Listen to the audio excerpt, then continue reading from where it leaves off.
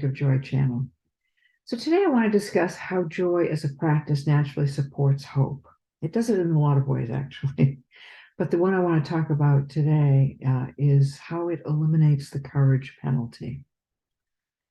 And that's something that I will explain as we go along.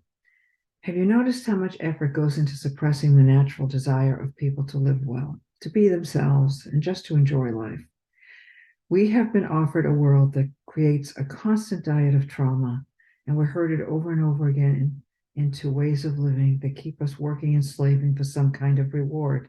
We've been conditioned to reach for rewards that don't necessarily serve our interests, and so many people feel that their dreams are out of their reach. And have you ever wondered why that is? I have, and I've stuck with this question for a long time, and I think there's one primary reason that makes sense. Authoritarian systems, which have been the rule for most of human life, are invested in controlling others, and in order to do so, they create a courage penalty in order to keep people in their place, so to speak. So today we're going to discuss this and how a joy practice naturally supports our courage and protects our hope. It doesn't have a courage penalty. So why don't we start by distinguishing between surviving and hope? There is a conflicted relationship between survival and hope, especially when our hope comes from culture and society. The more constricted our source of hope, the more precarious it feels. So if your hope depends on one person, then you will be afraid a lot. For a long time, nature was our source of nourishment and therefore our hope. And when we shifted our source of hope away from nature, which does support us, to culture, and that was a shift that we made. We started becoming much more dependent on our cultures as they became more complex. And the cultures do harvest resources to provide us with nourishment. And so in a way, indirectly, culture is a source of our hope. We made a change in how we thought about hope and where we get support. And although none of us can, in fact, do it all alone, we all know that, we still depend on nature for our sustenance. And that's all of us. It doesn't really matter what our social position is. None of us are really insulated from that reality, although I think some people do think that they are. Our cultures, which theoretically are organized to develop ways to use natural resources to support us, have their own agendas, and they create social systems of preference. And that's a convoluted way of saying favoritism, the various ways in which societies and people favor some over others, sometimes overtly, but not always. And that favoritism is generally awarded to those who serve the cultural system or hierarchy, or you could say those who protect the status quo. And when the status quo is protected, those who take care of it and protect it gain advantages, and those who do not often are not as well taken care of. Hierarchy has been a long time fascination and challenge, but also a source of frustration for us as humans because of the competitive social dynamics that it creates. Hierarchies that want to remain protected, and often that means protected from change, something that you can't avoid, but they need a lot of people to protect them. So although we have individuals and groups who have advantages in hierarchies, we also have those who support those who are advantaged, and they are often accorded a lower status. A world that advantages some has a problem. What do you do to handle the natural desire and hope we all have for a life filled with joy and natural hope? Too often, the answer is to squash the hope and the joy. There's an additional wrinkle to this. Those who are less favored or distrusted because they're different, and those who disagree with the policies and practices of the ruling hierarchy are not well received, which means social hierarchies and differences are punished in various ways and with differing degrees of harshness. And I call it the courage penalty.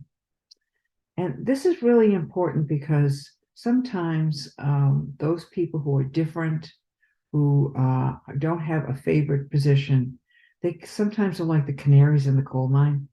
You know, they're the ones that say, hey, wait, maybe we should take a look at this, or maybe we should take a look at that, or this isn't working.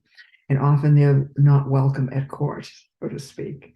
So it is important that we listen to those differing voices for that kind of information, and that we don't punish it. And too often in most cultures around the world, there is a courage penalty for speaking up.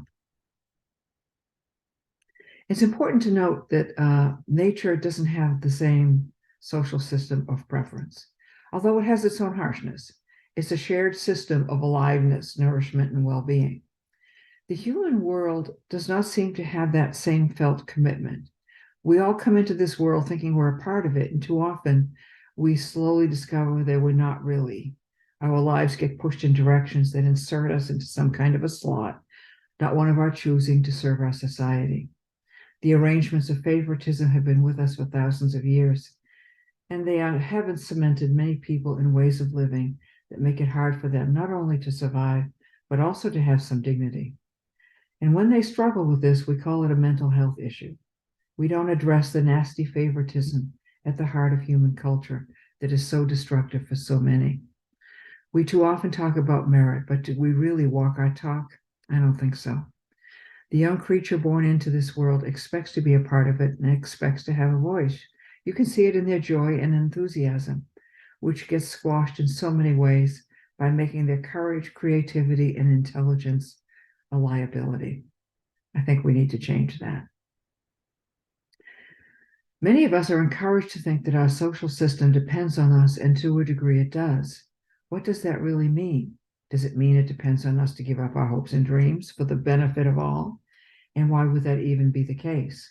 What kind of society do we have that wants people to give up their hopes and dreams? Why is there so much effort right now for people to claim their dreams? And how many, after having given up so much when they were young, know what that even means? That cannot feel very good. In addition, too often people are treated as a threat if they do not stay in their assigned place, whatever that is. The security of the society depends on those who provide the supports to keep the society function. But when they want a different path or arrangement, or perhaps they need something different, they're often treated with hostility. That's an example of the courage penalty in action. Ask any woman or person of color about the headwinds they face for moving out of their assigned place. Too often, the voice of the very people the culture depends on is stifled. Is it really smart to prevent the intelligence of the people from serving the well-being of the society? In addition, is it worth asking what expectation and requirement of care and respect comes with demands placed on citizens? Any? Does guilt, along with the courage penalty, perhaps serve as the social glue? And might we challenge that?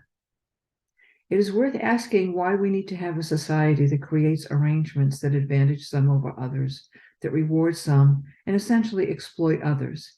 Is it really practical to invest so many resources, human and natural, in military and other policing functions, which drain us and certainly do not support our citizens and our well-being? A huge military and police infrastructure is an important way to limit the voices of people.